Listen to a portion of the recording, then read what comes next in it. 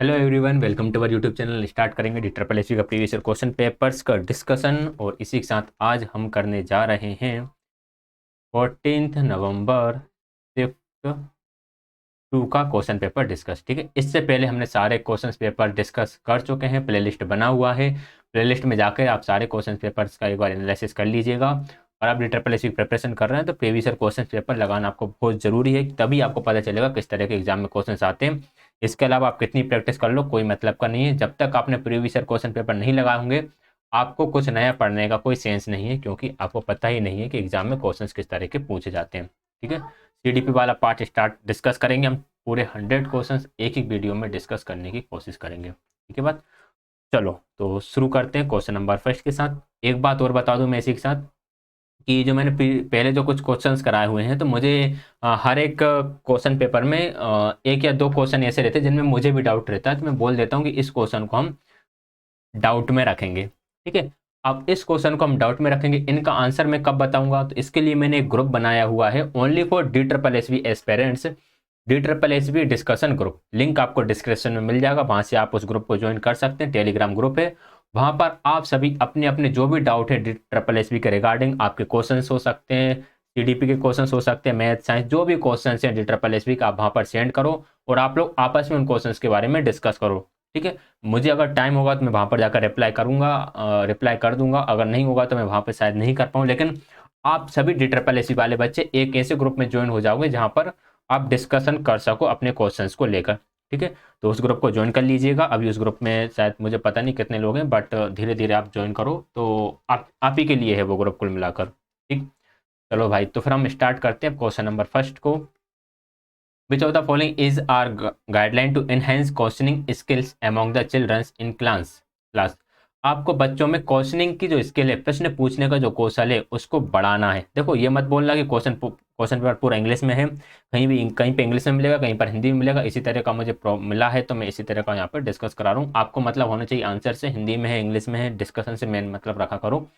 बात करेंगे आपको क्वेश्चनिंग की जो स्किल है, इसको बच्चों में बढ़ाना है। इसको आप कैसे बढ़ाओगे? प्रोवाइडिंग गुड हॉल्टिंग टाइम्स, यानी कि जो बीच में टाइम दोगे आप, हॉल्टिंग टाइम मतलब कि एक क्वेश्चन या दो क्वेश्चन के बीच में कुछ टाइम दोगे बच्चों के लिए। डेवलपिंग सेंसिटिव लिसनिंग टेक्निक्स, बिल्कुल सही बात है, जो सुनने की क्षमता है उसको संवेदनशील बनाना सुनने को लेकर। Develop develop silent time, silent time भी ठीक है कि बच्चे कुछ ऐसा भी टाइम हो जिसमें बच्चे शांत रहकर सुन सके चीज़ों को। तो option number third right answer हो जाएगा। आगे बढ़ेंगे क्वेश्चन नंबर सेकंड की तरफ। थोड़ा सा और हम इसे जूम कर लेते हैं ताकि आप लोगों को कोई समस्या ना हो। ठीक है ना? विच of the following device can be used for improving the power of thinking? Thinking की पावर को इम्प्रूव करने के लिए आप किस डिवाइस का यूज़ करोगे? मॉडल्स ऑफ टीचिंग, बिल्कुल सही बात है, आप टीचिंग के मॉडल्स का यूज़ कर सकते हो। रेमेडियल टीचिंग एंड इंस्ट्रक्शन, आप उपचारात्मक शिक्षा, रेमेडियल होता है, डायग्नोज होता है आपका उपचार, रेमेडियल होता है निदानात्मक। निदानात्मक शिक्षा और निर्देशात्मक शिक्षा टेक्निक्स जो इनका यूज़ करोगे। करिकुलम डेवलपमेंट का यूज़ करोगे या फिर इवेल्युएशन एंड डायग्नोसिस का यूज़ करोगे? तो आप इन सभी का यूज़ करोगे। करिकुलम को भी डेवलप करोगे, आप डायग्नोस भी करोगे, यानी कि उपचारात्मक शिक्षा का भी आप यूज़ करोगे। रेमेडियल टेक्निक टीचिंग का भी यूज़ करोगे आप, यानी कि जैसे हम बोलेंगे निदानात्मक शिक्षण, और टीचिंग के जो मॉडल्स हैं उनका भी यूज़ करोगे। तो आप इन तीनों का ही यूज़ करोगे। देखिए, आंसर्स मार्क तो आपको मिल जाते हैं, बट मेन बात होती है डिस्कशन की। हो सकता है उस तरह का डिस्कशन आपको ना मिले। Which of the following is not one of the major stage of development in children? Childrens के डेवलपमेंट की मेजर स्टेज कौन सी नहीं है, यानी कि मुख्य अवस्था कौन सी नहीं है? तो लेटर चाइल्डहुड मुख्य अवस्था है, इन्फेंसी भी है, अडल्ट एंड एडोलोसेंस। तो एडोलोसेंस तो है बट अडल्ट नहीं है, ये फिर बच्चे नहीं होते, अडल्ट फिर वयस्क हो जाते हैं। तो वयस्क अवस्था अवस्था होती है, लेकिन चिल्ड्रंस के डेवलपमेंट की ये कोई मेजर स्टेज नहीं है। ठीक है, इनका मैं टाइम पीरियड लिख देता हूँ। इन्फेंसी होती है आपकी 0 से 2 वर्ष, ये होती है आपकी 6 से 12 वर्ष। एडोलेसेंस होती है आपकी 12 से 15, और कहीं कहीं ये 12 से 18 भी आपको देखने के लिए मिल जाती है। और एक होती है आपकी लेटर चाइल्डहुड, एक होती है आपकी प्री चाइल्डहुड शायद। ये होती है आपकी 2 से 6 वर्ष। क्वेश्चन नंबर फोर्थ है, अब ये क्वेश्चन हिंदी में आ गया। जॉन डी के अनुसार शिक्षा द्वारा समाज के लिए कौन से कार्य किए जाते हैं? शिक्षा समाज के लिए कौन कौन से कार्य करता है? संस्कृति का संचारण करता है, बिल्कुल सही करता है। जो कल्चर है उसको ट्रांसफॉर्म करता है, ट्रांसफ़र करता है पुरानी पीढ़ी से नई पीढ़ी को। असमानता तथा विषमता को कम करना, ये भी ठीक है। हम लोगों में जो विषमताएं हैं, जो डाइवर्सिटी, उसको कम करना। असमानता मतलब कि जो विचारों में असमानता है, हम लोग अलग अलग के विचार रखते हैं, हम लोगों को समान रहने के लिए ये फोकस करती है। सामाजिक गतिशीलता तथा सामाजिक परिवर्तन, बिल्कुल सही बात है। सामाजिक गतिशीलता सामाजिक परिवर्तन को बनाए रखती है शिक्षा। तो right answer option number first ही हो जाएगा, तीनों ही सही थे। क्वेश्चन नंबर फिफ्थ है, which of the following is are internal factor on the growth and development of a children. देखो इस क्वेश्चन को आपको अच्छे से पढ़ना हो तो आप NIOS की जो समरी है उसमें 506 का यूनिट देखिए। 506 का यूनिट फर्स्ट देखोगे तो इंटरनल फैक्टर कौन से हैं, एक्सटर्नल फैक्टर कौन से। अच्छा, unit first and unit second दोनों ही देखना। दोनों मैंने हालांकि सभी करा रखा है, बट आप इन दोनों को देख लेना। वहाँ पर आपको ग्रोथ एंड डेवलपमेंट के जितने भी डाउट हैं वो सारे क्लियर हो जाएंगे। इंटरनल फैक्टर कौन कौन से हैं, जो इमोशनल फैक्टर है वो आपका इंटरनल फैक्टर होता है, आपके अंदर से आता है।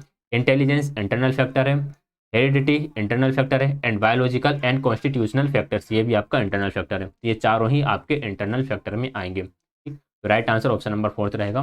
NIOS की समरी में डायरेक्ट लिखा हुआ है कि कौन कौन से फैक्टर इंटरनल है और कौन कौन से एक्सटर्नल है। क्वेश्चन नंबर 6 है, which of the following type of passage test of creativity has 4 questions and students were asked to write the defects and the problems of a postcard, staples and the like। देखो पासी का जो creativity test है उसमें से उन्होंने कुछ 6 तरह के टेस्ट, 6 तरह के सब टेस्ट है टेस्ट के अंदर, जिन्हें हम बोल सकते हैं उप परीक्षण है 6 तरह के, ठीक है। तो हमें बताना है कि कौन से वाले टेस्ट में 4 क्वेश्चंस दिए जाते हैं स्टूडेंट्स को और प्रॉब्लम्स को पता करने के लिए कहा जाता था। तो ये काम किया जाता था सीइंग प्रॉब्लम टेस्ट में। सीइंग प्रॉब्लम टेस्ट में 4 क्वेश्चंस दिए जाते थे और उनमें समस्याओं को उन्होंने लिखने, कार्ड्स वगैरह दिए जाते थे, समस्याओं को लिखने वगैरह करने के लिए किया जाता था, ठीक है। परसिस्टेंसी टेस्ट में क्या किया जाता था, जो परसिस्टेंसी टेस्ट है इसमें छात्रों को क्या दिए जाते थे, कुछ क्यूब दिए जाते थे, हाफ क्यूब दिए जाते थे, ठीक है।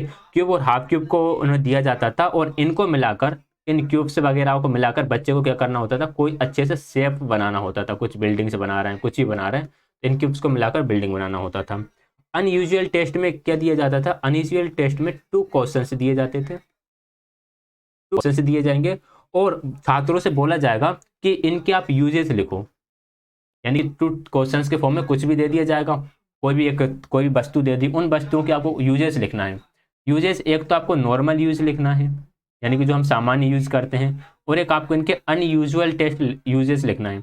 अनयूजुअल यूजेस कैसे, जैसे कि मैं पेन है, पेन का यूज मैं लिखने के लिए करता हूँ, लेकिन पेन का यूज आप नाड़ा डालने के लिए भी कर सकते हो, तो ये इसका अनयूजुअल टेस्ट यूजेस हो गया। फिर एक ये वाला टेस्ट था, इसमें बच्चों को क्या किया जाता था, बच्चों को क्या बोलते हैं, बच्चों को ये दिया जाता था कि आप खुद क्वेश्चन से लिखो। मीन्स यहाँ पे बच्चों से क्वेश्चन से लिखने के लिए कहा जाता था। ये एक तरह से जांच परीक्षण हुआ करता था, ठीक है। चलिए आगे बढ़ेंगे क्वेश्चन नंबर 7 की तरफ। Which of the following is not true about duties of local authority according to right to education act 2009।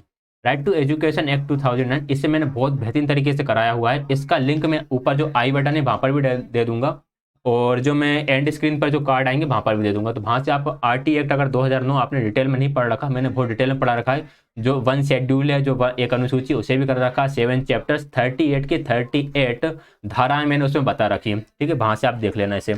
तो लोकल अथॉरिटी का काम कौन सा नहीं है, देखिए लोकल अथॉरिटी का काम होता है, एक काम तो इसका ये है कि इसे जो स्कूल है, उस स्कूल को, स्कूल की जो जगह है वो कहाँ पर स्टेब्लिश होगा, इसका काम लोकल अथॉरिटी का है। जैसे कि अगर हम प्राइमरी की बात करें, प्राइमरी जो स्कूल है वो 1 किलोमीटर के दायरे में होने चाहिए, और जो आपके मिडिल स्कूल हैं इन्हें हम अपर प्राइमरी बोल सकते हैं, जो जिसके अंदर आपके आते हैं 6 to 8 वाले, ये 2 किलोमीटर या 3 किलोमीटर की डिस्टेंस पर होना चाहिए। तो ये काम है लोकल अथॉरिटी का, ठीक है। स्कूल बिल्डिंग प्रोवाइड कराना, teaching staff and learning material provide कराना, ये लोकल अथॉरिटी का काम नहीं है। डिसाइडिंग, इसके लिए पूरा एक एलिजिबिलिटी टेस्ट होता है, इसके अकॉर्डिंग पोस्टिंग होती है। एकेडमिक कैलेंडर, ये डिसाइड करना भी लोकल अथॉरिटी का काम नहीं है, ये ऊपर से ही होकर आता है। तो दोनों ही काम लोकल अथॉरिटी के नहीं है, ठीक है। क्वेश्चन नंबर 8 है, निम्नलिखित में से कौन सा उचित प्रकार की शिक्षा के संदर्भ में सही है? उचित प्रकार की शिक्षा जिसे हम बोल सकते हैं ट्रू एजुकेशन। ये बच्चों को एक रूपरेखा में बांधता, एक रूपरेखा में नहीं बांधता, बच्चों को डाइवर्जेंट चीज़ों को सोचने में मदद करता है, डाइवर्जेंट थिंकिंग को डेवलप करता है। जैसे वे हैं उसी तरह बच्चे को समझता है, ये बिल्कुल ठीक है, बच्चे को चेंज नहीं करेगा, जैसा बच्चा है उसे उसी तरीके से समझने की कोशिश करेगा। ये एक विशेष विधि पर आधारित नहीं है, बच्चे के विभिन्न प्रकार को बच्चों को वर्गीकृत नहीं करता है, ये तो समावेशन की बात करता है, तो सेकंड सही होगा। विच of the following is not a type of learning? Discrimination, cognitive, effective and psychomotor. हाँ हाँ हाँ, इसका मुझे लगता है ऑफिशियल आंसर किस गलत है, क्योंकि डिस्क्रिमिनेशन होगा इसका right answer, option number first. Cognitive भी होता है, इफेक्टिव भी होता है, साइकोमोटर भी होता है, तीनों तरह की लर्निंग होती है, कॉग्निटिव, इफेक्टिव, साइकोमोटर, डिस्क्रिमिनेशन वाली नहीं होती है। तो मुझे लगता है ऑफिशियली आंसर इसका गलत है, right answer option number first होगा। क्वेश्चन नंबर 10 है, निम्नलिखित में से किस प्रकार के प्रश्न के लिए छात्रों को डिजाइन करने और नया रूप देने की आवश्यकता होती है जिसमें नवाचारों का अच्छा समावेश होता है? नवाचारों का अच्छा समावेश, नई चीज़ों को अच्छे से इंक्लूड कर रखा होता है, जिसमें समावेशी को चुनौती देने वाले सवाल, नए रिश्तों को खोजने वाले सवाल, उलझे हुए सवाल, भविष्य की समस्या हल करने वाले सवाल। बिल्कुल सही, right answer option number fourth ही रहेगा। भविष्य की समस्या हल करने वाले सवालों में तो कुछ नयापन आएगा कि भाई भविष्य में प्रॉब्लम्स को सोल्व करना है तो आपको कुछ न्यू ही लेकर आना पड़ेगा, तभी तो फ्यूचर की प्रॉब्लम सोल्व हो पाएंगी। तो right answer option number fourth ही रहेगा। क्वेश्चन नंबर 11 है, corresponds of the education process normally adopted by school and universities? School and universities में किस तरह की एजुकेशन होती है? बिल्कुल सही है, फॉर्मली होती है, हमारा टाइम फिक्स होता है, एग्जामिनेशन का शेड्यूल फिक्स होता है, एग्जामिनेशन का टाइप फिक्स होता है। क्वेश्चन नंबर 12 है, which of the following can B way of including community in education process? जो शिक्षण प्रक्रिया है इसमें कम्युनिटी यानी कि समुदाय, समुदाय को शामिल करने के लाभ क्या हैं, या फिर हमें समुदाय को इसमें शामिल क्यों करना चाहिए? पेरेंट्स में, या फिर हम कैसे कर सकते हैं, सॉरी कैसे कर सकते हैं, कौन से तरीके हैं जिनके माध्यम से हम कर सकते हैं? पेरेंट्स मीटिंग एट स्कूल, बिल्कुल सही है, पेरेंट्स मीटिंग से हम कर सकते हैं। Involvement through the contribution of money, material and labour, बिल्कुल ठीक है। लेबर मतलब कि वो कुछ सहायता कर दें, कुछ काम कर दें, कुछ मटेरियल प्रोवाइड करा दें, हो सकता है कोई थोड़ा बहुत मनी दे दे, तो ऑप्शन नंबर सेकंड ही राइट आंसर रहेगा। क्वेश्चन नंबर 13 है, according to whom polity is mainly concerned with the division of power and authority of society? इन्होंने पॉलिटी को किस तरह से माना कि ये division of power and authority in society है, ये एक डेफिनेशन है जो दी है टीवी वॉटमेयर ने। Right answer option number second रहेगा, जस्ट फैक्चुअल क्वेश्चन है, याद रखना है। क्वेश्चन नंबर 14 है, 30 से 8वीं कक्षा के लिए शिक्षकों की संख्या के लिए निम्नलिखित में से कौन से सही है? 6 टू 8th क्लास, प्रत्येक 35 बच्चों के लिए कम से कम एक शिक्षक हो। प्रत्येक 35 नहीं बोला गया, पहले तो ये बोला गया कि हमें 1:30 का रेशो रखना है और हम 140 तक ही जा सकते हैं। यदि प्रवेश 100 से ऊपर है तो मुख्य शिक्षक की आवश्यकता, ये बात बिल्कुल सही है, option number second correct answer हो जाएगा। ठीक है। क्वेश्चन नंबर 15 है, निम्नलिखित में से कौन सा बच्चों में मौखिक रचनात्मकता का एक प्रकार नहीं है? मौखिक रचनात्मकता का प्रकार कौन सा नहीं है? कहानियों का वर्णन करना, संगीत की रचना करना, या फिर गायन, या फिर गैजेट का उपयोग करना। मौखिक रचनात्मक, देखो कहानियों का वर्णन करेगा तो ओरल क्रिएटिविटी इसमें लगेगी ही, संगीत की रचना करेगा तो ओरल क्रिएटिविटी इसमें भी लगेगी, जब गाएगा तब भी इसमें ओरल क्रिएटिविटी लगेगी। तो राइट आंसर ऑप्शन नंबर 4 रहेगा, गैजेट का उपयोग करना आपका ओरल क्रिएटिविटी का प्रकार नहीं है। क्वेश्चन नंबर 16 है, which of the following instructional material of foster activity is used in which children are given impossible situation and are asked when such things happen what would be the consequence? बच्चे को एक impossible situation provide कराई जाती है और उसके बारे में बच्चे से पूछा जाता है, तो इसे हम क्या बोलेंगे? इसे हम बोलेंगे कॉन्सिक्वेंस सिचुएशनल, जिसे बोलते हैं परिस्थिति प्रक्रिया बोलेंगे शायद इसे। Right answer option number first रहेगा, सिचुएशनल अप्रोच जो होती है वही है ये, तो कोई इम्पॉसिबल सिचुएशन प्रोवाइड की जा रही है तो फर्स्ट ही आपका राइट आंसर हो जाएगा। कॉन्सिक्वेंस सिचुएशनल या सिचुएशनल इंस्ट्रक्शन, हाँ फर्स्ट ही राइट आंसर होगा। ठीक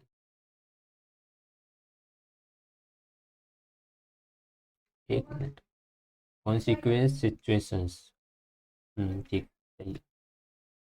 इंटरप्रेस क्वेश्चन ऐसे ना कई बहुत डाउट में रखते हैं कई बार ये। क्वेश्चन नंबर 17 है, which of the following colour is assigned focus feelings institution emotions according to 6 set. Feelings वगैरह के बारे में कौन बात करेगा? रेड हेड बात करेगा। वाइट हेड क्या बताता है? वाइट हेड आपको ओनली फैक्ट्स के बारे में बताता है। ब्लू हेड कहता है कि यार आप जो प्रोसेस है, प्रोसेस को आप मैनेज कैसे करोगे, मैनेजमेंट से रिलेटेड है। येलो हेड बात करता है आपके बेनिफिट्स की, बेनिफिट्स एंड ये यहाँ पे आशावादी विचार आपके आते हैं। और कौन सा बचा? एक ब्लैक हेड है। ब्लैक हेड हमेशा सावधानी की बात करेगा, सावधान रहो, सावधानी से काम करो। Yellow, blue, white, red, black. एक बचा ग्रीन हेड, क्रिएटिविटी से रिलेटेड है। ठीक है, तो ये 6 ही हेड याद रखना किसने दिए थे? ये दिए थे एडवर्ड डी ने, एडवर्ड डी। क्वेश्चन नंबर 18 है, which of the following is not one of the step involving in decision making process. Decision making process में कौन से स्टेप्स इन्वॉल्व नहीं है? Make decision and choose an alternative, ये problem है। Research identify, ये भी है। इवेल्युएट भी है। चेंज द डिजायर्ड आउटकम्स, ये नहीं है। तो right answer option number first ही हो जाएगा। ठीक है, जो एनआईओएस वाली समरी है उसमें डिसीजन मेकिंग को हमने अच्छे डिटेल में पढ़ रखा है, वहाँ पर आप देख सकते हो उसे। क्वेश्चन नंबर 19 है, is a basic unit of any community and society which acts as joining institution between the individual and the society। Individual and societies की बेसिक यूनिट क्या है? हमें बस इतने से याद रखना है, बेसिक यूनिट। कम्युनिटी की बेसिक यूनिट क्या है? तो कम्युनिटी की बेसिक यूनिट होती है फैमिली, यानी कि परिवार। कम्युनिटी मीन्स समुदाय। गांधी जी के अनुसार निम्नलिखित में से कौन सा सही है? शिक्षक जो पाठ्य पुस्तकों का उपयोग करते हैं वो मौलिकता प्रदान नहीं करते। पाठ्य पुस्तक यदि शिक्षा के वाहन के रूप में, पाठ्य पुस्तक शिक्षा के वाहन के रूप में प्रयोग की जाती है जो शिक्षण को मूल्य प्रदान करती है। देखो, जो गांधी जी ने बोला है वो स्टेटमेंट फर्स्ट बोला है, स्टेटमेंट सेकंड भी ट्रू है। आज ही मैंने एनआईओएस की जो वीडियो रिकॉर्ड करी है, शायद 31st वीडियो मैंने रिकॉर्ड करी है, 506 का है शायद वो, यूनिट 5 है। तो यहाँ पर एक स्टेटमेंट लिखा हुआ है, पाठ्य पुस्तक शिक्षा के वाहन के रूप में प्रयोग करती है, कुछ ऐसा था वो। अच्छा, ये नहीं था वो स्टेटमेंट, ये था कि जो अभिप्रेरणा है वो शायद, अभिप्रेरणा एक तरह से अधिगम का वाहन है, कुछ इस तरह से वो क्वेश्चन वो उसमें लिखा हुआ था। तो गांधी जी ने फर्स्ट स्टेटमेंट दिया हुआ है, सेकंड स्टेटमेंट नहीं दिया हुआ है। राइट आंसर केवल फर्स्ट वाला होगा, हालांकि सेकंड से भी सही है बट गांधी जी ने नहीं दिया वो वाला। सेकंड सेक्शन की बात करेंगे, which of the following can be considered as the positive features of multilingualism in India. Multilingualism का पॉजिटिव फीचर क्या है? It encourage the acceptance of many languages in Indian constitute, बिल्कुल सही बात है। यह विभिन्न भाषाओं को अपनाने पर जोर देती है, बिल्कुल देती है। Multilingualism tends to influence a person towards only Hindi, सिर्फ हिंदी में धारा प्रवाह के लिए फोकस करती है, बिल्कुल नहीं करती। It encourage children to avoid various difference regional language and focus on English, कि सारी लैंग्वेज को अवॉइड करो और सिर्फ इंग्लिश पे फोकस करो, इसकी बात भी ये नहीं करती।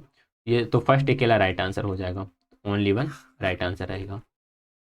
क्वेश्चन नंबर सेकंड है, which of the following statement regarding motivation is correct. Motivation यानी कि अभिप्रेरणा, कौन सा स्टेटमेंट इनमें से करेक्ट है? एक्सट्रेंसिक मोटिवेशन यानी कि बाह्य अभिप्रेरणा refers to perform of an activity in order to attend an outcomes and comes from outside the motivation, बिल्कुल सही बात है। जो एक्सट्रेंसिक मोटिवेशन होता है, बाह्य अभिप्रेरणा होती है, यहाँ पर आउटकम्स जो है वो बाहर से दिए जाते हैं आपको। And intrinsic motivation refers to motivation that is driven by an interest or enjoyment that take itself and exist within individual, बिल्कुल सही बात है। जब आप काम इंटरेस्ट से एंड अपनी आनंद के लिए कर रहे होते हैं तो वहाँ आंतरिक अभिप्रेरणा शामिल होती है। तो दोनों स्टेटमेंट्स करेक्ट हो जाएंगे। क्वेश्चन नंबर थर्ड है, निम्नलिखित में से कौन से कथन सही है? एक शिल्पकला अधिगम नौकरी प्रदान करने का दावा कर सकता है। एक शिल्पकला अधिगम रचनात्मकता प्रदान करवा सकता है। देखिए, मुझे लग रहा है इसके दोनों ही स्टेटमेंट राइट होंगे, बट यहाँ पर ओनली वन दिया हुआ है, तो पता नहीं ये किस तरह से दिया हुआ है। और फर्स्ट, क्योंकि जॉब तो आपको मिल ही सकती है अगर आप शिल्पकला में माहिर हो, और इससे रचनात्मकता तो मिलेगी ही, तो हम केवल वन तो बोल ही नहीं सकते। तो इसे हम थोड़ा सा भी किस में रखेंगे? डाउट में रखेंगे। इसका आप स्क्रीनशॉट से लेकर आप उस टेलीग्राम ग्रुप पे सेंड कर सकते हैं, इसके बारे में मैंने स्टार्टिंग बताया था। As a teacher to facilitate meaning making learning, meaning making learning के लिए आपका रोल क्या होना चाहिए? Your student create congenial environment in the classroom and school. Congenial मतलब होता है अनुकूल। अनुकूल वातावरण प्रोवाइड कराएंगे बच्चों को, बिल्कुल कराएंगे। You should record each students perceptions of the issues on the blackboard so that the all statements are visible to the statement. आप हर एक बच्चे के परसेप्शन को ध्यान में रखते हुए ब्लैक बोर्ड पर चीज़ें रखेंगे जो सभी स्टूडेंट्स के लिए विजिबल हो। तो हम दोनों ही काम का यूज़ करेंगे, बहुत राइट आंसर हो जाएगा। क्वेश्चन नंबर 5 है, हु इंट्रोड्यूस ह्यूरिस्टिक मेथड? तो एडवर्ड आर्मस्ट्रॉन्ग, सबको पता है ये।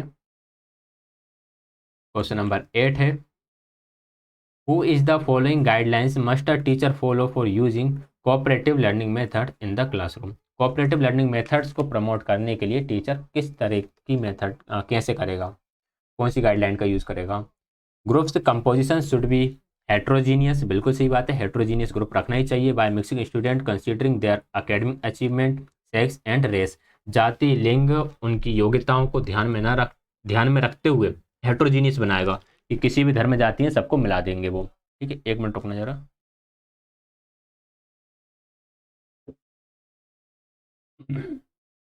ग्रेट इंडिविजुअल स्टूडेंट्स कंट्रीब्यूशन, ठीक है, हर एक बच्चे की सहभागिता को रखोगे आप। Collaborate social skills must be taught modulate and in reinforced regularly, regularly reinforced करोगे सोशल स्किल्स को, उसमें आप सिखाओगे, तो तीनों को ही आप यूज़ करोगे। राइट आंसर ऑप्शन नंबर 4 हो जाएगा। क्वेश्चन नंबर 7 है, which of the following statement regarding observational learning is correct? Observational learning regarding कौन सा स्टेटमेंट करेक्ट है? It is a key learning method for children when acquiring basic task such as language and culture norms, बिल्कुल ठीक बात है। In observational learning, students think and judge and learn not only how to do certain things, but also what the consequence of their activity are likely to be do. दोनों ही statement right answer positivity की बात कर रहे हैं। Observational learning से दोनों ही create होंगे, तो option number first right answer हो जाएगा। क्वेश्चन नंबर 8 है, according to the constitution of India, Indian के कॉन्स्टिट्यूशन के according Hindi written in Devanagari script is the official language of all state of India. All states की official language नहीं है। Hindi is the national language of India, राष्ट्रभाषा हिंदी नहीं है, याद रखिएगा, हमारी कोई राष्ट्रभाषा नहीं है। Hindi written in Devanagari script is the official language of India, बिल्कुल सही बात है, इंडिया की ऑफिशियल लैंग्वेज है। English is the national language of India, नहीं है, नेशनल लैंग्वेज इंग्लिश भी नहीं है और हिंदी भी नहीं है, कोई भी नहीं है कुल मिलाकर, तो राइट आंसर ऑप्शन नंबर 3 रहेगा। क्वेश्चन नंबर 9 है, which of the following is are elements of game in playway method? Playway method में गेम्स के कौन कौन से एलिमेंट्स आप रखोगे? कोऑपरेशन कोलेबोरेशन रखेंगे। इंटरेस्टिंग मोटिवेशन बिल्कुल होता है, आंतरिक रूप से अभिप्रेरित होते हैं बच्चे खेलने के लिए। विदाउट फियर, बिना डर के काम करते हैं। सेल्फ इम्पोज डिसिप्लिन होता है, बच्चों पर डिसिप्लिन इम्पोज नहीं किया जाता, वो खुद ही डिसिप्लिन होते हैं। राइट आंसर ऑप्शन नंबर 4 रहेगा। क्वेश्चन नंबर 10 है, when a teacher enters into activity based classroom, which of the following aspects convinces the teacher that the creativity is going on properly? Creativity सही तरीके से चले, इसके लिए टीचर क्या करेगा? Childrens are totally involve in doing work without being distracted by teacher's presence, बिल्कुल ठीक बात है, टीचर्स की प्रेजेंस से बच्चों को किसी तरह का डिस्टर्बेंस नहीं होना चाहिए। If students ask about what they are doing, that could clearly state the objectives and cause of doing the activity। अगर टीचर बच्चों से पूछता है कि वो क्या कर रहे हैं, तो बच्चे क्लियरली बता पाएँ कि हम ये कर रहे हैं, हमारा उद्देश्य ये है, तो दोनों ही सही आंसर होगा। पूरा क्वेश्चन मैं आपको एक बार एक साथ दिखा देता हूँ, ये था पूरा क्वेश्चन, क्लियर।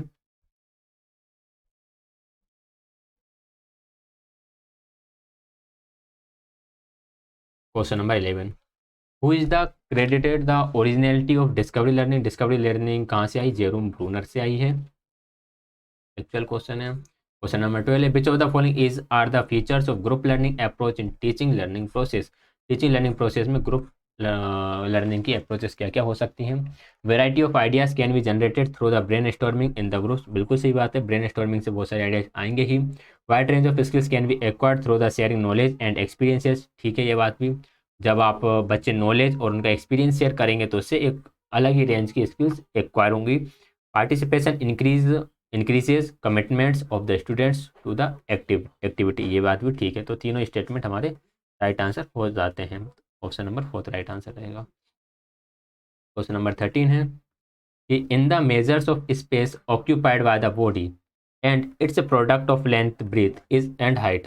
इन्होंने क्या बोला है कि कौन सी चीज़ें जो ये मेजर करती है कि बॉडी ने कितना स्पेस ऑक्यूपाइड कर रखा है, और जिसे हम length into breadth into height तीनों के मल्टीप्लिकेशन में शो करते हैं। तो ये क्या होता है, जब तीनों का मल्टीप्लाई किया जाता है तो इस तरह से हम वॉल्यूम ऑफ क्यूबॉइड निकालते हैं, या कह सकते हो आप ये वॉल्यूम ऑफ क्यूबॉइड का ही एक तरह से फॉर्मूला है। क्वेश्चन नंबर 14 है, according to Kolb's model, in learning style, students prefer reading, lecture, exploring, analytical model, and having time to think through। तो ये काम करता है बच्चा एसिमुलेशन में। जब बच्चा एसिमुलेटिंग वाली प्रोसेस में होता है तब वह चीज़ों को एक्सप्लोर कर रहा होता है, रीडिंग को प्रेफर करता है, चीज़ों को अंदर आत्मसात आत्मसात करना मतलब ग्रहण करना, चीज़ों को ग्रहण करने में ज़्यादा विश्वास कर रहा होता है। ठीक है, तो right answer option number first रहेगा।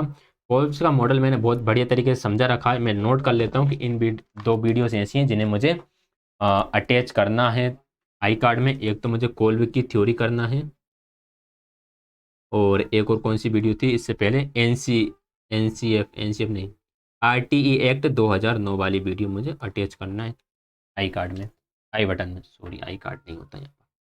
क्वेश्चन नंबर 15 है, according to Weimer what is the role of teachers in learning center teaching. Learning center teacher में टीचर का रोल क्या होता है। देखो अकॉर्डिंग टू वाइमर हो या फिर ना हो, लेकिन हम ये तो पता कर ही सकते हैं कि लर्निंग सेंटर टेक्निक्स में या लर्निंग सेंटर टीचिंग में टीचर का क्या रोल रहेगा। Create an environment that foster students learning, बिल्कुल सही बात है, जो स्टूडेंट्स की लर्निंग को एक बूस्ट प्रदान करें ऐसा एनवायरमेंट आप प्रोवाइड कराओगे। Create an environment that motivate student to accept responsibility and learning, ये बात भी ठीक है, आप ऐसा एनवायरमेंट प्रोवाइड कराओगे कि बच्चे अपनी रिस्पॉन्सिबिलिटी को एक्सेप्ट करें, तो दोनों ही करोगे आप। ऑप्शन नंबर 3 राइट आंसर हो जाएगा। 16 है, what may be the reasons behind your choosing teacher centred approach of teaching students in the classroom. Classroom में आप क्या कर रहे हो, टीचर सेंटर अप्रोच का यूज़ कर रहे हो, तो इसके रीजंस क्या हो सकते हैं कि आप टीचर सेंटर अप्रोच का यूज़ कर रहे हो। फर्स्ट है, when the size of class is large with a large number, जब क्लास में बहुत सारे बच्चे होते हैं, it is the only feasible method of the teaching, बिल्कुल ठीक बात है। There are a quite large number of new unfamiliar and abstract concept for the learner which can not be learn easily when left the students themselves. होता क्या है, subjects में बहुत सारी ऐसी चीज़ें होती हैं, बहुत सारे ऐसे कॉन्सेप्ट्स होते हैं जो एब्स्ट्रैक्ट होते हैं और ऐसे होते हैं जिनसे बच्चे कभी मिले हुए नहीं होते, बच्चे पहली बार पढ़ रहे होते हैं, तो बच्चों को खुद को पढ़ना कठिन हो जाता है, इसलिए टीचर की ज़रूरत है। दोनों स्टेटमेंट चाहिए, और ये दोनों ही स्टेटमेंट आपकी NIOS की बुक में लिखे हुए हैं। ठीक है, क्वेश्चन नंबर 16 है, बाक समुदाय में लोग होते हैं, लैंग्वेज कम्युनिटी में किस तरह के लैंग्वेज होते हैं। वे लोग जो एक द्विभाषी भाषा बोलते हैं, ठीक है, सामाजिक कारण के लिए राजनीतिक भाषण, राजनीति से इनका कोई मतलब ही नहीं है, भाषा को आकार देते हैं, दोनों स्टेटमेंट सही है, सेकंड गलत है। क्वेश्चन नंबर 18 है, provides a comprehensive pictures of cognitive development from birth to the age of 14 to 15 years when cognitive development attains a peak।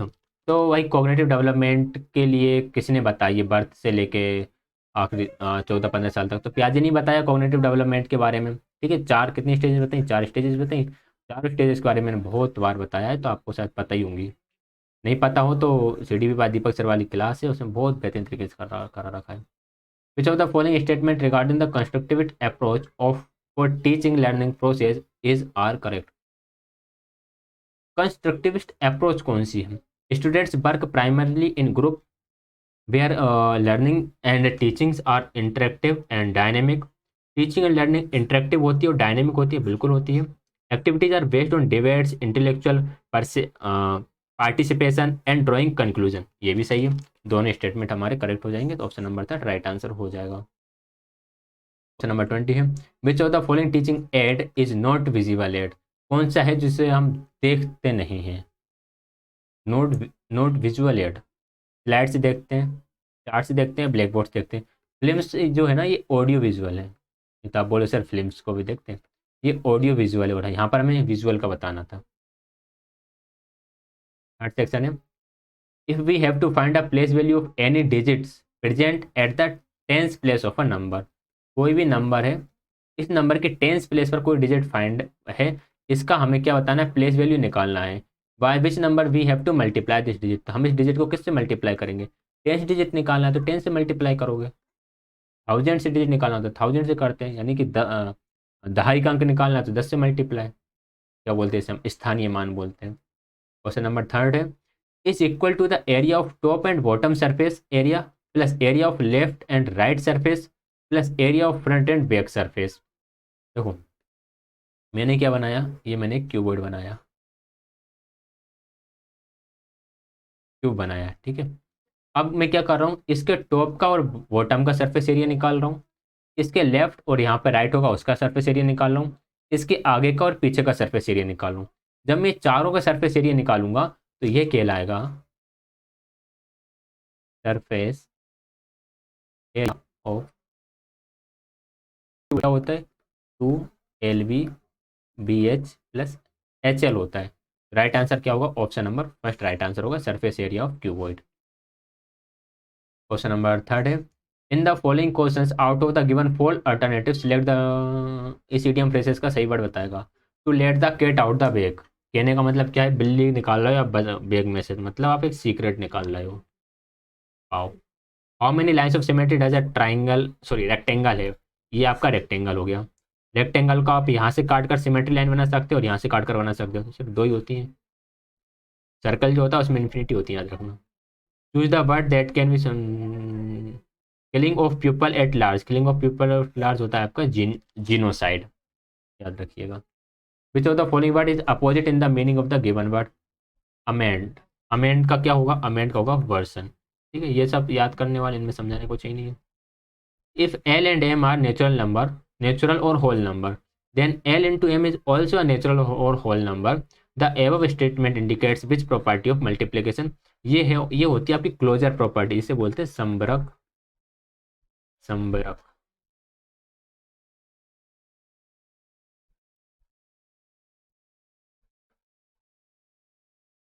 संबरक गुणधर्म। इसका मतलब ये है कि अगर आप रियल नंबर्स का ऑपरेशन रियल नंबर्स के साथ करोगे तो ऑपरेशन करने के बाद आपको रियल मिलना चाहिए, नेचुरल का करोगे तो नेचुरल मिले, होल का करोगे तो होल मिले। आइडेंटिटी ऑफ मल्टीप्लीकेशन क्या होता है, जैसे 2 है, 2 का मैं किस नंबर के साथ मल्टीप्लाई करूं, मैं अगर 1/2 के साथ मल्टीप्लाई करता हूं तो क्या आंसर आ जाएगा, 1 आ जाएगा। ये जो 1 है ना, यही है आइडेंटिटी इसकी, मल्टीप्लीकेशन की, ठीक है। किसी भी नंबर का उसके इनवर्स के साथ मल्टीप्लाई करने पर जो मिलता है वो आइडेंटिटी होती है, ये हमेशा सेम होगी, एक यूनिक होती है आइडेंटिटी। कम्यूटेटिविटी, अगर हम मल्टीप्लिकेशन की बात करें तो L into M is equal to M into L होता, तो ये कम्यूटेटिविटी हो जाती है। Distributive property of multiplication over addition, multiplication over addition, यानी कि कहने का मतलब ये है L into M plus N is equal to क्या होना चाहिए, LM प्लस LN, ये दोनों बराबर होना चाहिए। सॉरी ऐसा नहीं लिखेंगे हम, इसको ऐसा लिखेंगे, ऐसे ही लिखेंगे, ऐसे ही लिखेंगे, ऐसे ही लिखेंगे। तो ये मल्टीप्लिकेशन ओवर एडिशन हो गया। अगर हम इसको थोड़ा चेंज करके भी लिख दें ना ऐसे, M plus N into L, तब भी सही रहेगा। कुल मिलाकर प्लस करके मल्टीप्लाई करो या मल्टीप्लाई करके प्लस करो, बात एक ही है। क्वेश्चन नंबर 8 है, क्या बताना, इसका अपोजिट बताना है प्रोस्पेरिटी का, प्रोस्पेरिटी का होता है एडवर्सिटी। रूलर तथा प्रकार की मदद से निम्नलिखित में से कौन सी ज्यामितीय आकृतियां बनाई जा सकती हैं। रूलर यानी कि आपका स्केल, और प्रकार यानी कि आपका कंपास। इसकी हेल्प से आप कौन समझी भाजक खींच सकते हो, यानी कि आप एंगल, वाई सेक्टर खींच सकते हो। रेखाखंड का लंबवत द्विभाजक खींच सकते हो, यानी कि आप क्या कर सकते हो, परपेंडिकुलर, परपेंडिकुलर वाई सेक्टर खींच सकते हो। एंड आप त्रिभुज, चतुर्भुज और वृत्त खींच सकते हो, triangle, quadrilateral and circle draw कर सकते हो। तो राइट आंसर फर्स्ट होगा, तीनों ही काम आप कर सकते हो।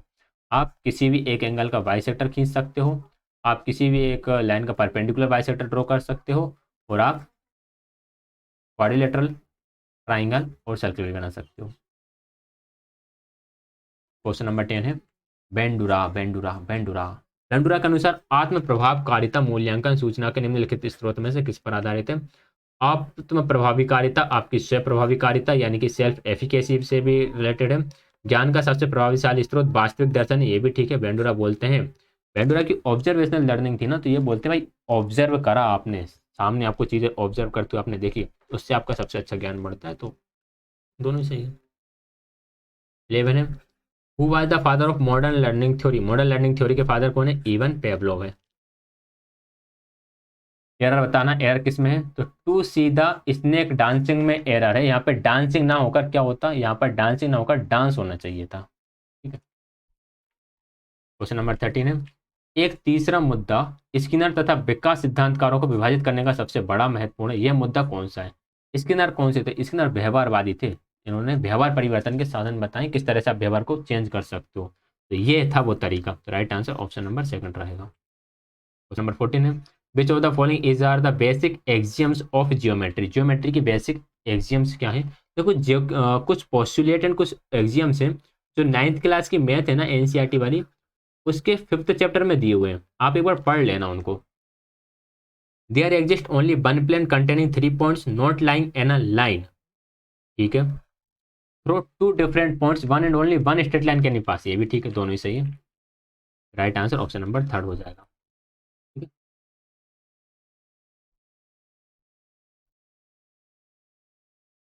आज सेंटेंस, इस सेंटेंस में क्या आएगा? इस सेंटेंस में यहाँ पर ओन आएगा। इंग्लिश का, इसलिए मैं इसको ज़्यादा एक्सप्लेन नहीं कर सकता। Fractions with equal denominators are known as, जिनके डिनोमिनेटर्स इक्वल होते हैं उन्हें हम बोलते हैं लाइक फ्रैक्शन। कुछ इस तरह की होती है, जैसे कि 2/3, 1/3, 5/3, इनके डिनोमिनेटर यानी कि हर कैसे हैं? सेम है। इक्विवेलेंट फ्रैक्शंस क्या होती है? ऐसी होती है जैसे 2/3, 4/6 और 8 दूनी 16, 6 दूनी 12, नहीं नहीं, 4 चौको 16, तो 6 चौको 24, इस तरह की। डुप्लीकेट फ्रैक्शंस ऐसा कुछ होता नहीं। यूनिट फ्रैक्शन जिनका डिनोमिनेटर 1 होता है, 1/3, 1/5, 1/6, 1/7। डुप्लीकेट आप बोल सकते हो, डबल कर दो डुप्लीकेट हो जाएगा। नंबर 17 है, in the following causes out of the given four alternative select the, इसका मेन, इसका मतलब कौन बताएगा? सिल्वर स्पून, सिल्वर स्पून के साथ पैदा होना मतलब बहुत अमीर घर में पैदा होना, बोले ना रिच फैमिली। निम्नलिखित में से किस स्थिति में प्रतिशत का अनुप्रयोग या उपयोग नहीं किया जा सकता? मूलधन को प्रतिशत के रूप में करोगे तो किया जाएगा, लाभ परसेंट, लाभ हानि प्रतिशत में किया जाएगा, एवरेज में परसेंट का यूज नहीं करोगे, व्यवसाय में लाभ हानि में किया जाएगा। तो option number third right answer हो जाएगा। क्वेश्चन नंबर 19 है, परिमेय संख्याएं हमारे पास L/M प्लस T/S, इसको जोड़ते टाइम हम क्या करते हैं? एस का मल्टीप्लाई एल में कर देते हैं और एम का मल्टीप्लाई टी में कर देते हैं और नीचे दोनों का मल्टीप्लाई कर देते हैं। तो LS+TM/MS, LS+TM/MS, तो option number second right answer. Question number 20, huge मतलब ह्यूज का हो जाएगा आपका ये, ठीक है, इनको कर लेना आप। सेक्शन 4 की बात करते हैं।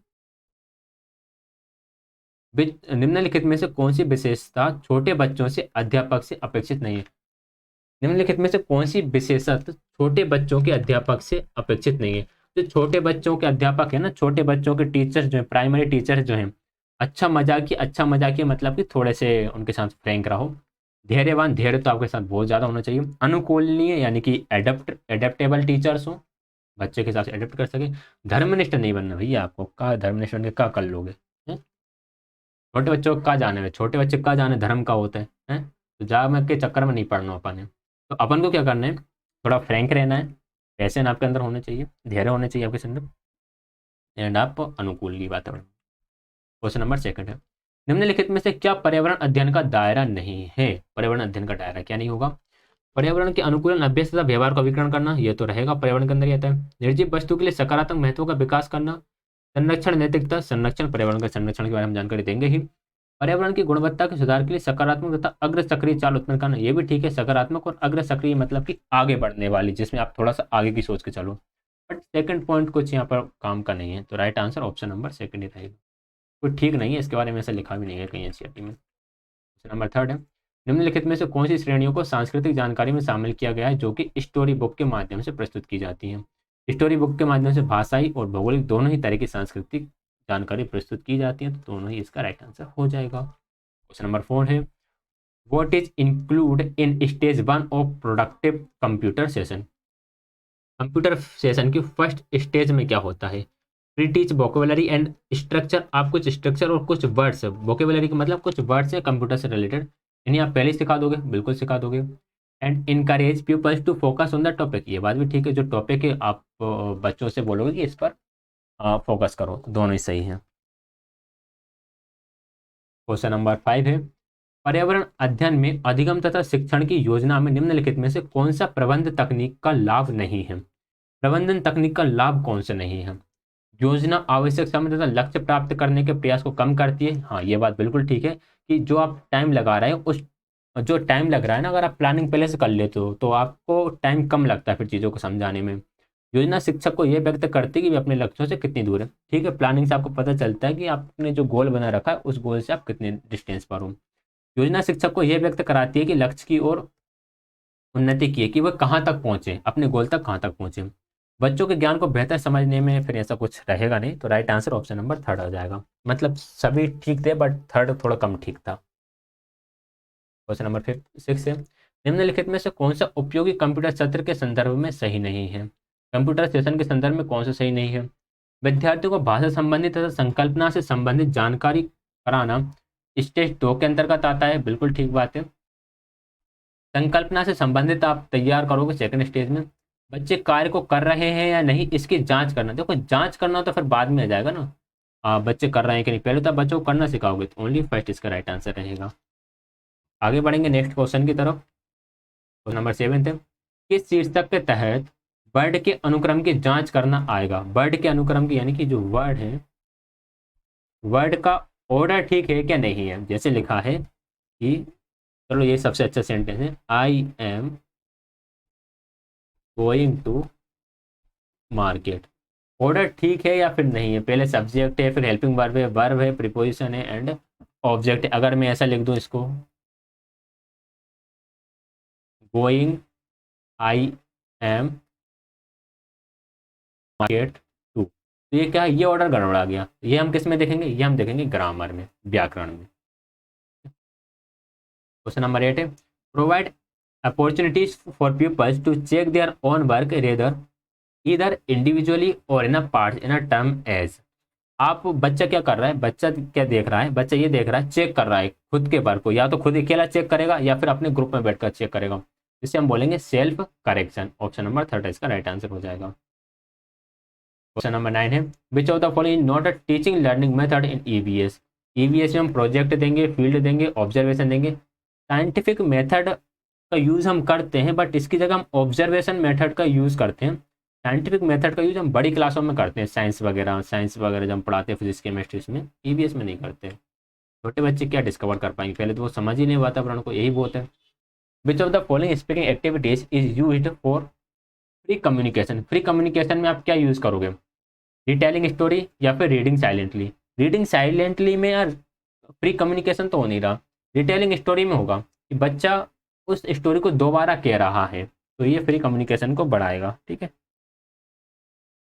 आगे बढ़ते हैं। क्वेश्चन नंबर 11, लेखन गतिविधि में वाक्य स्तर पर लेखन के अंतर्गत आता है। वाक्य स्तर पर लेखन मतलब कि राइटिंग एट सेंटेंस लेवल।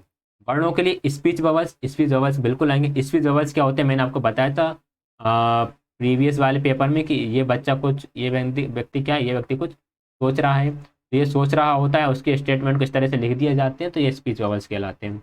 अन्य विद्यार्थियों को उत्तर देने के लिए सरल प्रश्न लिखना, दोनों ही सही है।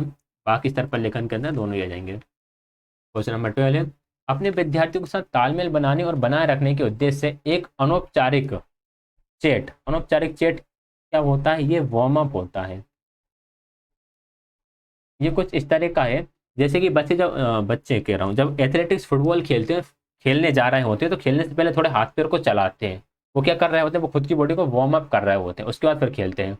ऐसे ही टीचर क्या कर सकता है? बच्चों के साथ तालमेल बनाने के लिए पहले एक अनौपचारिक बातचीत कर सकता है बच्चों के साथ, उनका नाम वाम पूछने लगे, वो कहाँ रहते हैं, किस कॉलोनी में रहते हैं, कितनी एज के हैं, उनका फेवरेट फ्रूट क्या है, फेवरेट वेजिटेबल क्या है, तुअर की दाल किस किस को बेकार लगती है, हालांकि सभी बोल देंगे सभी को बेकार लगती है, इवन मुझे भी।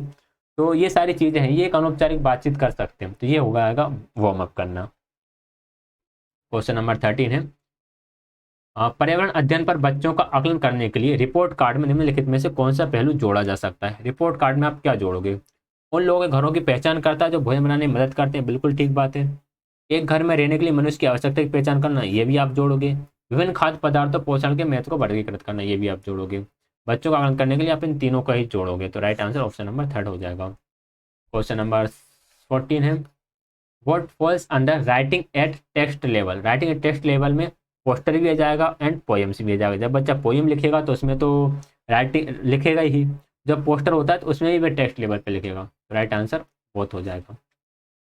फिर है, पर्यावरण अध्ययन में अवलोकन विधि का उपयोग करने के लिए निम्नलिखित में से कौन सा उदाहरण है। ऑब्जर्वेशनल मेथड का यूज करने का एग्जाम्पल कौन सा है। छात्रों को पर्यावरण अध्ययन के विभिन्न विषयों पर महत्वपूर्ण बातों को कॉपी करने के लिए कहना, कॉपी करने के लिए नहीं कहेंगे। कक्षा में शिक्षक द्वारा चुने गए किसी विषय पर बहस करना, नहीं, छात्रों द्वारा चुने गए विषय पर बहस करें। छात्रों को विभिन्न पक्षी का अवलोकन करने, बाहरी विशेषताओं को लिखने के लिए कहना, ये ठीक है, अवलोकन तो कर रहे हैं। छात्रों को पर्यावरण प्रदूषण की समस्या के विषय पर परियोजना बनाने के लिए कहना, हाँ ये भी ठीक हो सकता है, लेकिन हमें बताना है अवलोकन विधि, not project method. Project method बताना होता तब हम फोर्थ की तरफ चले जाते, तो थर्ड राइट आंसर रहेगा। बच्चों के कार्य को प्रदर्शित करते समय एक शिक्षक को किन बातों को ध्यान में रखना चाहिए। किन किन बातों को ध्यान में रखना चाहिए। रंगों के माध्यम से कार्यों को जोड़ना और समन्वय करना। केसल का इस्तेमाल एक बैकग्राउंड के रूप में करना। ये देखो, ये जो केसल है ना, ये क्या होता है, केसल मतलब होता है महल। एक महल बना रहे हैं बच्चा, उसका यूज कर रहे हैं, तो ये उसमें नहीं आएगा कार्य को प्रदर्शित करने में। मुझे लगता है इसका आंसर ना फर्स्ट एंड सेकंड दोनों ही होने चाहिए था, क्योंकि यहाँ पर हो रहा है क्या, एक मिनट रुको जरा, थोड़ा इसमें मैं माइंड लगाने दो। आखिर इसका आंसर केसेल वाला क्यों नहीं है। केसेल का इस्तेमाल एक ग्राउंड ग्रुप में किया जाना चाहिए। बच्चों को कार्य को प्रदर्शित करते समय, बच्चों के कार्य को प्रदर्शित करते समय शिक्षक को किन बातों का ध्यान रखना चाहिए। रंगों के माध्यम से कार्य को जोड़ना या समन्वय करना। केसेल का इस्तेमाल एक बैकग्राउंड के रूप में करना। हम्म, देखना पड़ेगा यार इस क्वेश्चन को, इस क्वेश्चन को मुझे अलग से एक बार और अच्छी तरीके से देखना पड़ेगा, क्योंकि मुझे लग रहा है इसमें कुछ ना कुछ तो गड़बड़ है। केसेस मतलब महल होता है, केसेस कुछ इस तरह के होते हैं यार। ये वर्क वर्क भी दिया जाता है, जैसे आप में से शायद कुछ बच्चों, कुछ पेरेंट्स के बच्चे जैसे बड़े स्कूल में पढ़ते होंगे ना, तो उनके बच्चों को केसेल वर्क दिया जाता होगा, प्रोजेक्ट वर्क टाइप का, उन्हें पता होगा क्या होते हैं ये। तो इसे हम देखेंगे ना, 16 को हम देखेंगे, इसका स्क्रीनशॉट आप उस ग्रुप में सेंड कर सकते हैं। क्वेश्चन नंबर 17 है, कहानी आधारित पाठों में श्रोताओं से प्रश्न पूछने का कारण क्या हो सकता है। विद्यार्थियों की समझ और अधिगम की जांच करना, बिल्कुल ठीक है। विद्यार्थियों को किसी कहानी या चरित्र के बारे में सोचने और अपनी प्रतिक्रिया को व्यक्त करने के लिए प्रोत्साहित करना, ये भी ठीक है। दोनों ही सही है, दोनों तरह की चीज़ें आप करोगे तो दोनों ही सही हो जाएंगे। नंबर 18 है, एक कागज या एक बोर्ड का एक बड़ा टुकड़ा है जिसे चित्र पर चिपकाकर पोस्टर या चित्र बनाया जाता है, ये कहलाता है कोलाज। कोलाज क्या होता है, अरे आपने वो देखा होगा ना मोबाइल में, मोबाइल में आप 4 पिक्चर इकट्ठे कर लेते हो, फिर वो कहता है इस पिक्चर को यहाँ लगा दो, इस पिक्चर को आप यहाँ लगा दो, इस पिक्चर को आप यहाँ लगा दो, यही कोलाज होता है। क्वेश्चन नंबर 19 है, how can a teacher develop students listening skill. Students में लिसनिंग स्किल कैसे डेवलप करेगा। बाय गिविंग देम कॉन्फिडेंस, बिल्कुल सही बात है, कॉन्फिडेंस तो बढ़ेगा ही। By setting and specific listening task, specific listening task set कर देगा, इससे ही बढ़ेगा, दोनों से ही बढ़ेगा। निम्नलिखित में से किसने प्रस्तावित किया कि लोगों ने अपने स्वयं के व्यवहार में महारत हासिल करने के लिए मनोवैज्ञानिक उपकरण अपनाए हैं। तो ये बाइगोत्स्की ने करा था, ये जस्ट फैक्चुअल क्वेश्चन याद रखिएगा। लास्ट सेक्शन है, निम्नलिखित में से कौन सा आंशिक रूप से 3D पूर्ण आकृति की प्रतिकृति ऐतिहासिक घटना, प्रकृति के दृश्यों आदि को दर्शाता है। ये दर्शाता है आपका चित्रावली, इसे हम बोलते हैं, कुल मिलाकर मैं आपको नाम बता देता हूँ कि इसका नेम क्या है। इसे हम बोलते हैं डायरोमा। डायरोमा है, अब यहाँ पर इसका चित्रावली इन्होंने ट्रांसलेट करा है, बट ये डायरोमा है, जो 3D आकृति और पूर्ण आकार की प्रतिकृति परिस्कृति का एक मॉडल होता है। अच्छा, डायरोमा क्या होता है वो बता दूं मैं आपको, क्या होता है डायरोमा। ये होते हैं आपके डायरोमा, ठीक है। तो आप देख सकते हो, अब आपको इससे और अच्छे समझ में आएगा कि यार क्या है डायरोमा।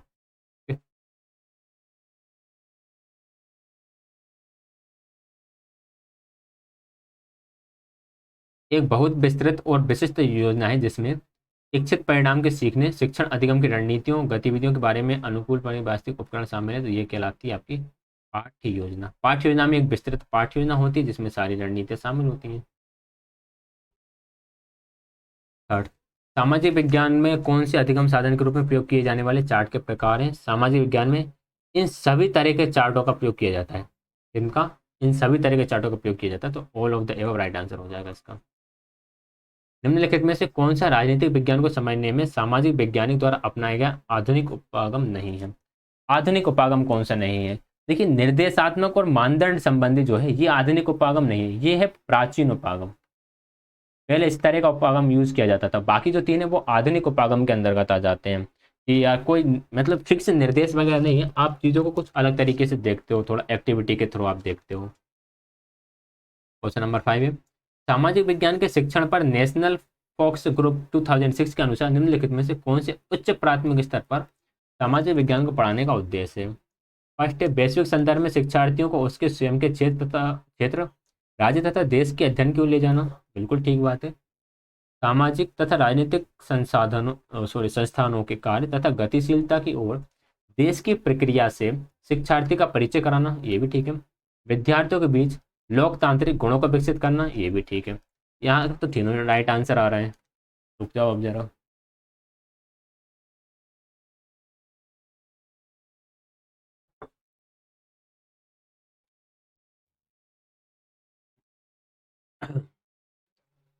देखो, नेशनल फोकस ग्रुप के अकॉर्डिंग हो सकता है कि इसका आंसर में नेशनल फोकस ग्रुप है, उसने शायद थर्ड वाले की बात ना करी हो। नेशनल फोकस ग्रुप ने अगर थर्ड वाले की बात नहीं करी होगी तो सिर्फ दोनों की बात करी होगी, इसलिए इसका राइट आंसर दोनों ही है। इसको हम थोड़ा बाद में डिस्कस करेंगे अलग से। इससे हम किस में रखेंगे, थोड़ा सा हम इसको डाउट में रखेंगे। बच्चे के बारे में मूल्यांकन की सूचना संग्रहित करते समय निम्नलिखित में से किन बातों को हमें ध्यान में रखना चाहिए? बच्चे का मूल्यांकन करते समय सूचना संग्रहित करने के स्रोत क्या होते हैं, इसको ध्यान में रखोगे? बिल्कुल है। सूचना किस तरीके से संग्रहित की जाती है, ये भी ठीक है। किस प्रकार सूचना संग्रहित की जानी है, ये भी ठीक है। तीनों को आप ध्यान में रखोगे। ए एस क्या बोलता है, दो एंगल और एक कोण, तो टू एंगल्स और उनके बीच का कोण, तो फर्स्ट इसका राइट आंसर है। अच्छा अच्छा, एक मिनट।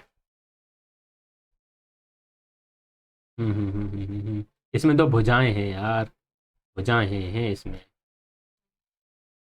ये है और इसका राइट आंसर, ठीक है। 83rd नंबर का क्वेश्चन डिस्कस करना, दिमाग पूरी तरीके से, शायद 83rd में 87th नंबर का। दिमाग क्या होता है, घूम जाता है यहाँ तक पहुँचते पहुँचते।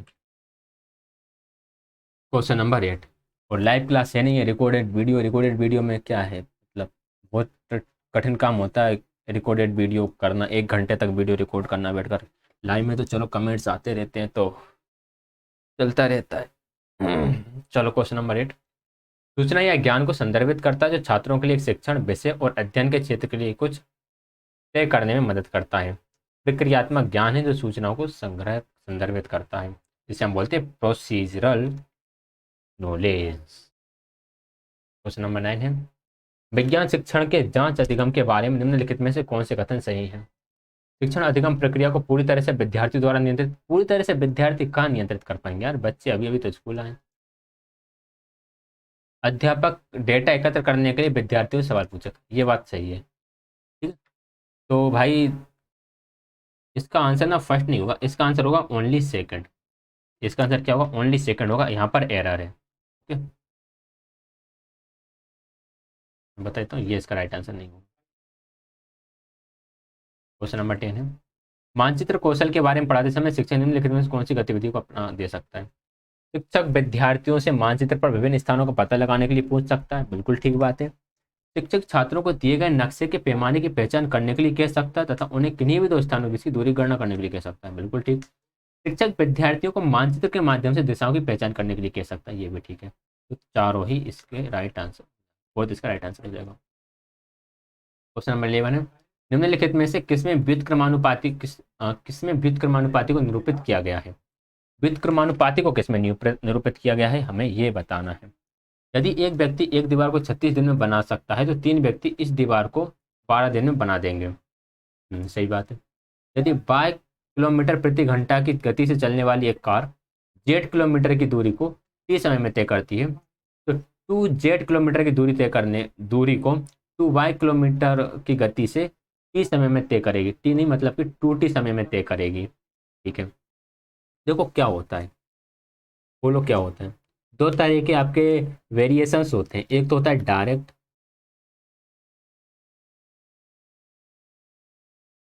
और एक होता है इनडायरेक्ट। तो डायरेक्ट एक होता है इनवर्स। इनवर्स वेरिएशन में क्या होता है, इनवर्स वेरिएशन में एक बढ़ता है तो दूसरा घटता है, इसमें एक बढ़ता है तो दूसरा ही बढ़ेगा। जैसे कि हम सेकंड एग्जांपल में बात करें, अगर आपकी इसमें डिस्टेंस बढ़ेगी तो आपको टाइम में वगैरह भी बढ़ाना ही पड़ेगा। अगर टी ही समय में तय करना है तो आपको टाइम बढ़ाना पड़ेगा, दोनों चीज़ों को बढ़ाना पड़ेगा। डिस्टेंस बढ़ेगी तो आपको तय करने में जो टाइम लगेगा या जो आपकी स्पीड है वो भी आपको बढ़ाना पड़ेगा। तो ये हो गया आपका ये वाला डायरेक्ट वेरिएशन। इनवर्स में क्या होता है भाई, एक व्यक्ति कितने दिन में कर रहा था, 36 दिन में कर रहा था, अब 3 व्यक्ति आ गए तो टाइम क्या हुआ, मतलब जो टाइम था वो क्या हुआ, वो आपका कम होकर अब 12 दिन रह गया। तो एक वैल्यू बढ़ रही है तो दूसरी वैल्यू कम हो रही है, तो वो होता है आपका इनवर्स वेरिएशन। केवल फर्स्ट इसका राइट आंसर रहेगा, जिसे हम बोलते हैं व्युत्क्रमानुपाती। 2 वर्ष का चक्रवृद्धि ब्याज निकालना है कितने रुपए पर, 1000 रुपये पर, तो ये हमारा कितने हुए, 1000 रुपये का 10% कितना हो जाएगा, 100। 1 साल और लगेगा 10%, सो इस पर 10% ब्याज लगेगा 10 रुपये, इन तीनों को ऐड कर देंगे तो ये हो गया हमारा 210 रुपये। तो क्या होगा right answer, 210। Option number third इसका राइट आंसर रहेगा। क्लियर। हालांकि हो सकता है कई लोगों को ये वाली मेथड पता ना हो, तो वो ये वाली मेथड से भी कर सकते हैं। तो पावर कितनी है, तो यहाँ पर 10 आएगा और यहाँ पर 2 आएगा। ठीक है, इस मेथड से सोल्व करना तब भी आपका आंसर 210 ही आएगा। क्वेश्चन नंबर 13 है, कौन सा आकलन उपागत युग में सही नहीं है। सहयोगात्मक मेडिकल मॉडल पर आधारित बिल्कुल नहीं होता। पाठ्यक्रम से संबंधित आकलन प्रक्रिया बिल्कुल ठीक है। पारंपरिक में छात्र को आकलन के लिए निष्क्रिय प्राप्तकर्ता के रूप में देखा जाता था पहले। पारंपरिक में आकलन प्रक्रिया के बारे में सिर्फ एक ही है, एक है मतलब कि सिर्फ एक ही पॉइंट पर फोकस है, तो फर्स्ट इसका राइट आंसर रहेगा। क्वेश्चन नंबर 14 है, निम्नलिखित में से किस चरण का पालन नई शब्दावली को पेश करने के लिए तकनीकों का उपयोग करते समय किया जा सकता है। उपरोक्त तरीकों में से एक को उसके अर्थ को दर्शाते हुए शब्द को प्रस्तुत करना, बिल्कुल ठीक है। उपयुक्त तरीके में से किसी एक तरीके से उसके आप अर्थ को बता पा रहे हो, ठीक है, अर्थ को बताते हुए शब्द को प्रस्तुत कर रहे हो। यदि कोई बच्चा शब्द को जानता है तो उसे उस शब्द को बोलने तथा मॉडल के रूप में उपयोग करने के लिए पूछना, यदि सही हो तो बिल्कुल ठीक है। बच्चा कोई शब्द को जानता है तो आप बोल रहे हो, पूछ रहे हो बच्चे से कि आप इसका किस तरह से यूज़ करोगे, दोनों ही राइट आंसर हो जाएंगे। क्वेश्चन नंबर 15 है, विकासशील देशों में कारकों के कारण बच्चों की शिक्षा को बच्चों को विद्यालय से निकाल दिया जाता है। विकासशील देशों में या तो सामाजिक कारणों की वजह से बच्चों को निकाल लिया जाता है या फिर आर्थिक कारणों की वजह से निकाल लिया जाता है, तो दोनों ही इसका राइट आंसर रहेगा, option number second. Question number 16 है, एक वृत्त का व्यास 21 सेंटीमीटर है, वृत्त की परिधि क्या होगी, वृत्त की परिधि का फॉर्मूला 2πr होता है। व्यास यानी कि डायमीटर दिया हुआ है तो हम फॉर्मूला डायरेक्ट क्या लगा सकते हैं, पाई इंटू डी लगा सकते हैं। पाई की वैल्यू 22/7 होती है, डायमीटर हमारा 21 दिया हुआ है, 7 किया 21, 22 किया 66, right answer option number second हो जाएगा। क्वेश्चन नंबर 17 है, निम्नलिखित में से कौन सा विज्ञान शिक्षण के लिए खोज दृष्टिकोण का उपयोग करने की सीमाएं हैं। खोज दृष्टिकोण का उपयोग करोगे तो कौन कौन सी उसकी लिमिटेशंस रहेंगी। फर्स्ट है, कम क्षमता वाले छात्रों में निराशा हो सकती है, बिल्कुल हो सकती है भाई, वो डिस्कवरी नहीं कर पाएंगे। समय और अन्य साधनों के संदर्भ महंगा होता है, बिल्कुल ठीक है। खोज करने के लिए बच्चों को टाइम चाहिए और आप बच्चों को मटेरियल चाहिए जिसके थ्रू वो खोज कर सकें, तो दोनों ही सीमाएं हो जाएंगी रे। क्वेश्चन नंबर 18 कर लेते हैं भाई। क्वेश्चन नंबर 18 है, निम्नलिखित शैक्षणिक संस्थानों में से कौन सा विद्यालय स्तर पर उपलब्ध होता है। विद्यालय में हमें पुस्तकालय मिलता है, प्रयोगशाला मिलती है, बगीचा ही मिलता है, खेल का मैदान मिलता है, सब कुछ मिलता है। Right answer option number third हो जाएगा, बच्चों वाला क्वेश्चन था। आरोही या अवरोही क्रम में व्यवस्थित किए जाने पर आंकड़े का मध्यमान क्या कहलाता है, माध्यिका कहलाता है, इसे हम बोलते हैं मीडियन। क्वेश्चन नंबर 20 है, शैक्षणिक अधिगम प्रक्रिया में विज्ञान शिक्षण की निगमनात्मक संदर्भ विधि के बारे में निम्नलिखित में से कौन सा कथन सही है। निगमनात्मक विधि, निगमनात्मक विधि मतलब कि भैया डिडक्टिव मेथड, ठीक है ना। चलो डिडक्टिव मेथड देखते हैं इसमें क्या होगा। देखो डिडक्टिव मेथड में क्या होगा, विद्यार्थियों को तैयार सामग्री मिलती है, बिल्कुल सही है। तैयार सामग्री मिलती है मतलब कि फॉर्मूले जो होते हैं वो डायरेक्ट मिल जाते हैं। ये एक त्वरित प्रक्रिया है, पाठ्यक्रम को आसानी से पूरा किया जा सकता है, बिल्कुल ठीक है। आपको जस्ट फॉर्मूला बता दिया आपने, मतलब पहले से पका पकाया खाना मिल गया, बस खाना ही है। शिक्षण का काम यहाँ नियमों को देकर आपको कई मूर्त उदाहरणों का पर अनुप्रयोग करने के लिए कहते हैं, बिल्कुल ठीक है। पहले फॉर्मूले दे दिए जाते हैं डिडक्टिव मेथड में, तीनों ही राइट आंसर होंगे। इसी तरह से हमारे सारे 20 नहीं 100 क्वेश्चन कवर हो चुके हैं। तो इसमें आंसर पहले से ही होते हैं, 100 आउट ऑफ कितने आइए आप बता ही नहीं पाओगे। और मैंने काफ़ी कोशिश करी कि यार ये जो साइन है ये मिट जाए, फर्स्ट वाले पेपर में तो मिट गए थे, बाकी बात फिर ये मिटे नहीं, तो मैं भी कुछ नहीं कर सकता। वीडियो पसंद आई तो वीडियो को लाइक शेयर, चैनल को सब्सक्राइब कर दीजिएगा। जो 3-4 क्वेश्चन में डाउट था तो यार मैं क्या बताऊँ, मतलब DSSS का पेपर है, अगर कोई डाउट ना रहे तो वो DSSS का पेपर ही किस काम का। ठीक है ना बात। तो एक ना एक डाउट तो आपका हमेशा रहेगा ही, बाकी हम कोशिश करेंगे सारे डाउट्स क्लियर करने की।